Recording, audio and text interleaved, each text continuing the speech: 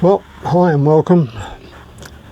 We're now in the garage, as you can see, and the theme of this video is maintenance and performance,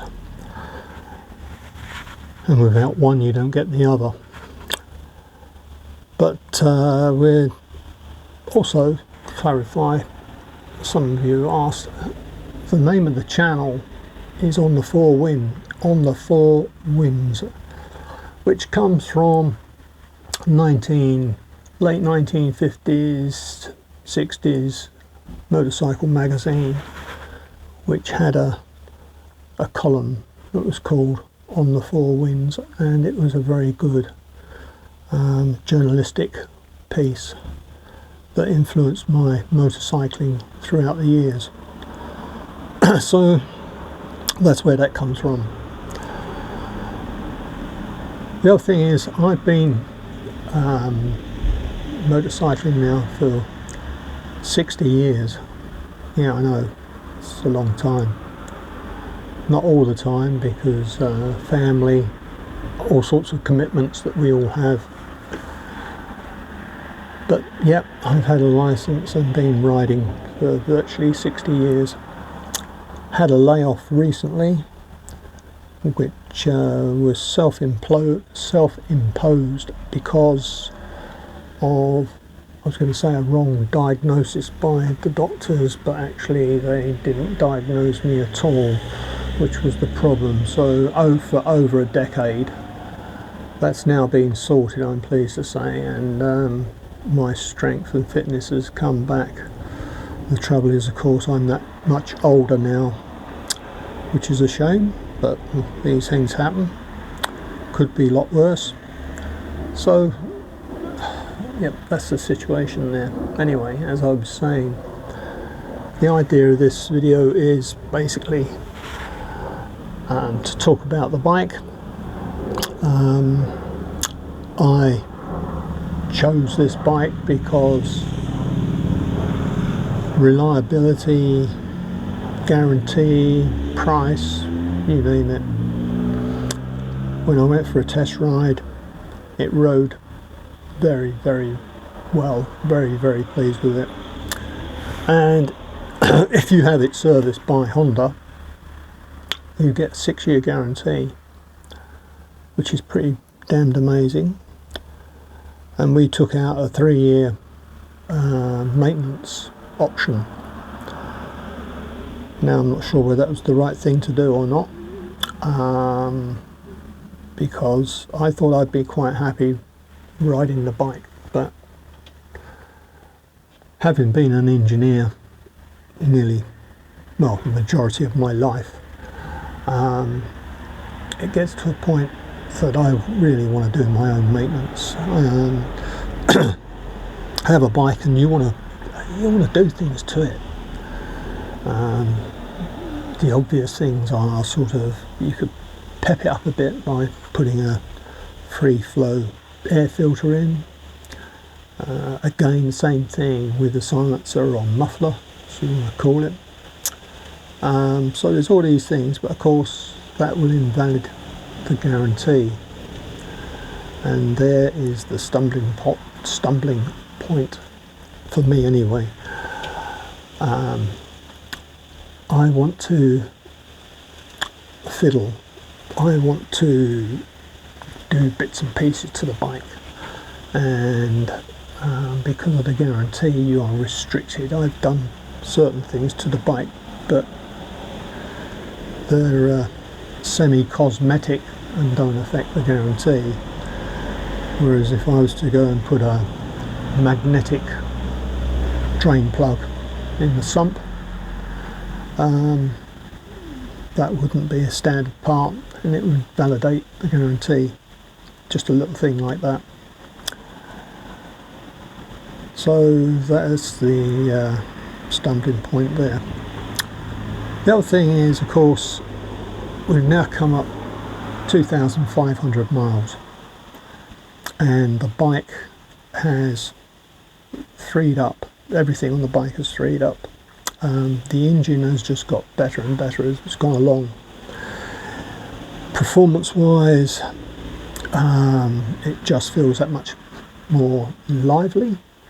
It revs easier. The same thing applies with the brakes. The brakes have got better as well, and I think the suspension, everything of course settles down. You know, when you have a new bike, everything's got to settle down, and it does. And it makes a big difference. So if you go out to start changing things performance wise, where you put a free flow air filter in, different exhaust, and you think, my God, that's made a change, that's made a difference. But has it? Because under natural circumstances, the bike is getting better anyway. As it's running in, so the performance is getting better. So you've got a conflict there of, what is it? Is it the parts that you've fitted, or is it just the natural things of it's bedding in and the performance is getting better? So it's one of those things worth looking at.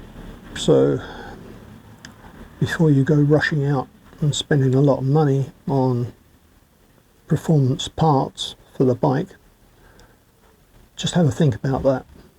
You know, give it some time, let the bike bed in before you start playing about with it, because you really won't know.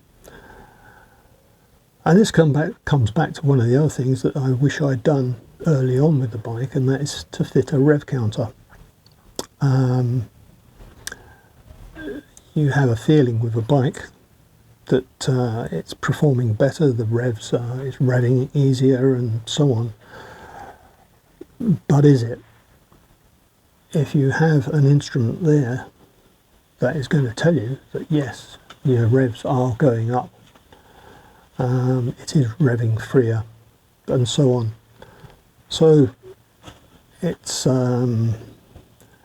it gives you that guarantee that it's not just you are thinking about, but what is actually happening, because you can actually see it on the instrument that's in front of you.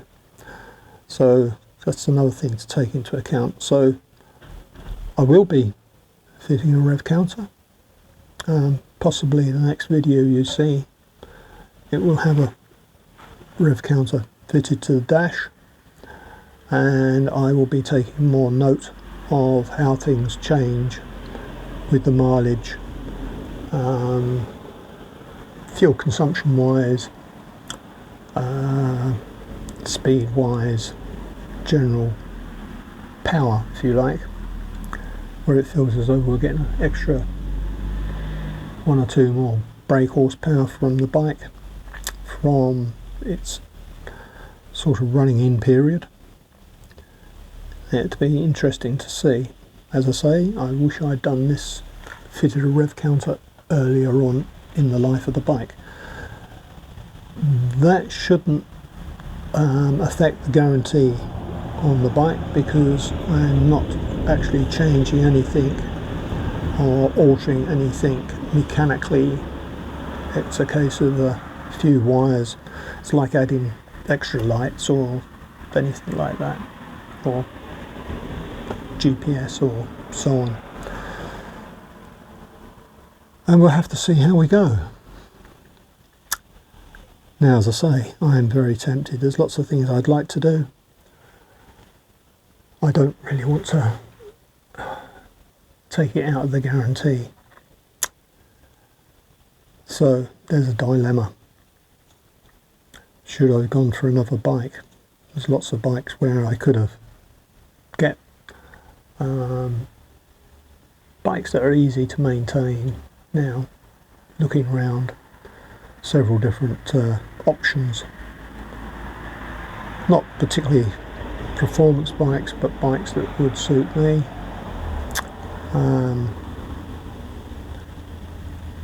So, am I tempted to sell the GB? I mean, it does everything I want. I just miss that, being able to tinker with it, and that means a lot to me, being able to tinker with the bike. So I'm on the cusp of, should I possibly sell? I wouldn't have thought I would have said this, but with all the extras, it has the travel pack, the crash bars, etc.